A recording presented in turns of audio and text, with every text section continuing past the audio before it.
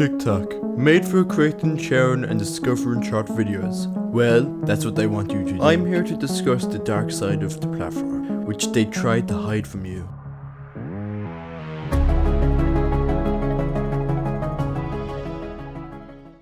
The story of TikTok began in 2016 when Chinese company ByteDance launched an app called Musical.ly, which allows users to create and share short form videos on any topic. The company also had a dream of taking data from Americans to help China become more powerful. By knowing the users' data, they could set advertisements up and can make trillions. And to keep people on TikTok means less people will be working, which will make Americans' revenue decline. Not all of TikTok's dark secrets are kept on the outside.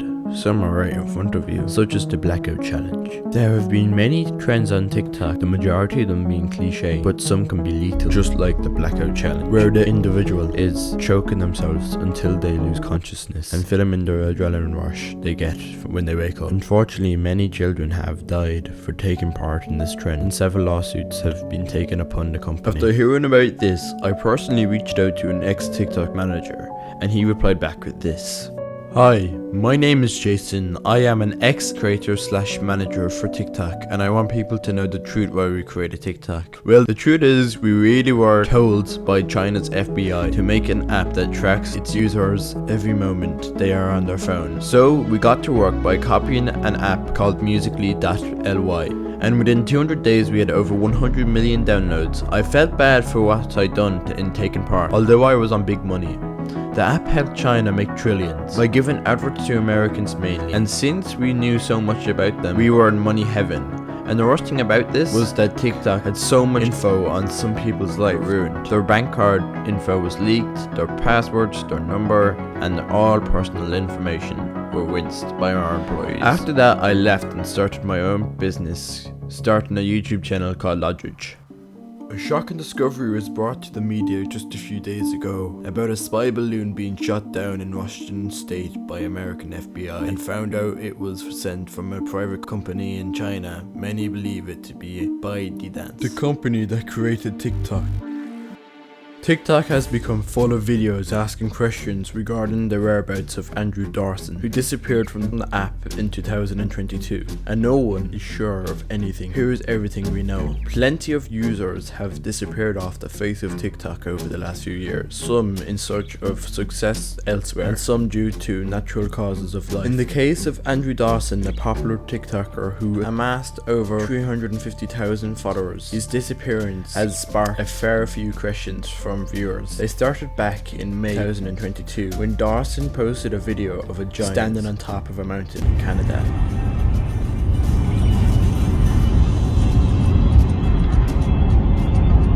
What is it? It's a person, dude. No, seriously, pull over, pull over. No. It's a person standing there. No, it's not.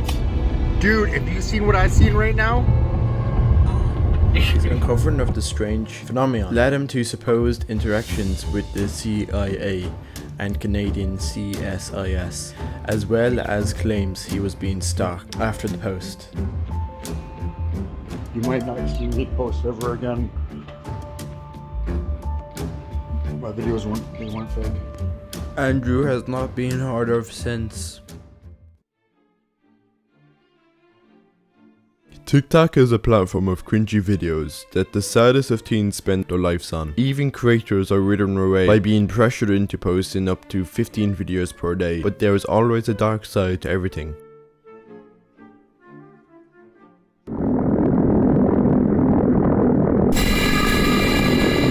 Introducing the TikToker who killed for likes. Zachary was just 16 years old when the two feuding sides allegedly met for the first time. Zachary had just moved in with his grandparents, who were neighbors of the Jurums. According to lawyers for the Jurum family, their initial encounter occurred when William, a 51-year-old corrections officer, approached Zachary about his driving in the neighborhood, which he deemed reckless. Now, it seems this didn't turn out to be that big of a deal, as Zachary reportedly went to the Jurum family home to later apologize for his driving. But according to the Jurum's lawyers, he didn't change his ways. Zachary, just turning 18 and now a National Guard private, filmed one altercation with William's wife Catherine, which he posted to TikTok.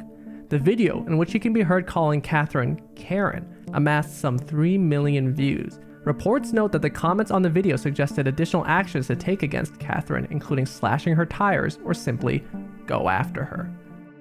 According to a letter from the Durham's lawyers, Latham drove up to the Durham's house a few days later while they were in the yard doing work and yelled, "Hey Karen, we went viral." On May 4th, 2020, things went from viral to deadly. According to a letter written by the Durham's lawyers, the altercation began when Zachary allegedly swerved his truck at the Durham's teenage son, who was riding a bicycle at the time. According to Zachary, however, he simply honked his horn at the boy and did not swerve at him. Later, William blocked Zachary's vehicle in the street with his own truck. At that point, Catherine began confronting Zachary for his actions towards her son and recorded the confrontation on her phone. According to the New York Times, Zachary is seen in footage throwing an elbow at Catherine, her phone being knocked from her hand, and Zachary driving off rapidly, headed for his home. Things escalated further when the Durham's son then showed up at Zachary's home. Sarah, his wife, recorded them as they walked onto their property. According to a filing, Sarah told the sons that they better back up and that they're not going to like what's coming out. William arrived shortly after. According to the public defenders for Zachary, he and Sarah can both be clearly heard on the recording instructing the Durhams to get off their property, a point the prosecution also notes. According to the Cumberland County prosecutor, Zachary armed himself with a 4-inch knife and stun gun at this point. He then fired the stun gun and swung the knife at one of the sons. The prosecution notes that the Durham's hands were visibly empty.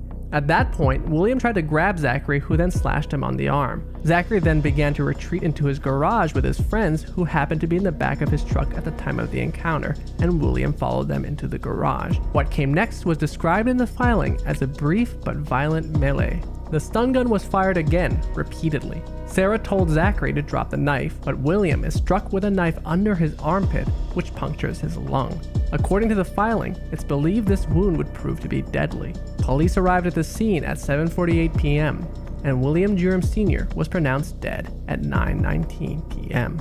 Zachary was taken to a medical center to be treated for the injuries he sustained, including a concussion and several abrasions. He was released from jail and allowed to remain free prior to the trial. I highly disagree with the choice to let him remain free. Zachary's public defender noted the great tragedy of the event, but stated that Zachary had acted in self-defense, noting, to a very, very fair extent, the Durhams visited this great sadness upon themselves. Zachary was also allowed to move to Florida while awaiting trial. Catherine and her sons also received charges from county prosecutors. Catherine was charged with simple assault and criminal trespass.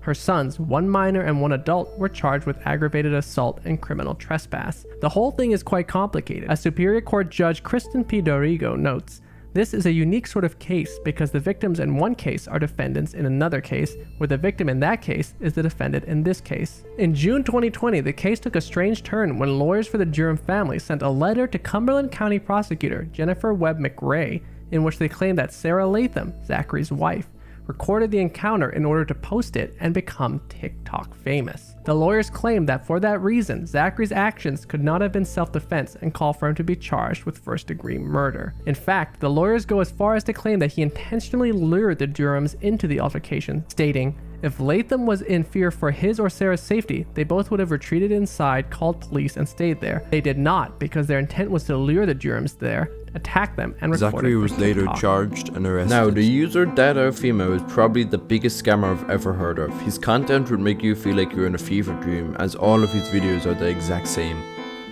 Every time someone joins my live, I have to knock it over. Every time someone joins my live, I have to. Project X. This ain't what you want.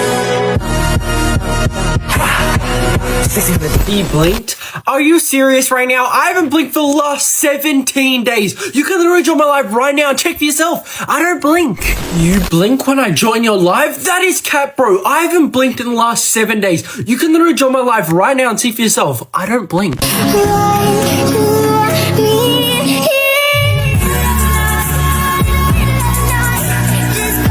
Are you serious right now, bro? I have not blinked for the last 7 days. You can literally join my live right there and check for yourself. I don't blink. Dado Femin is expected to have $500,000 from doing its fake streams and videos. TikTok is a very dark place, and it will continue to get darker over the years. I hope you did enjoy this video. See you next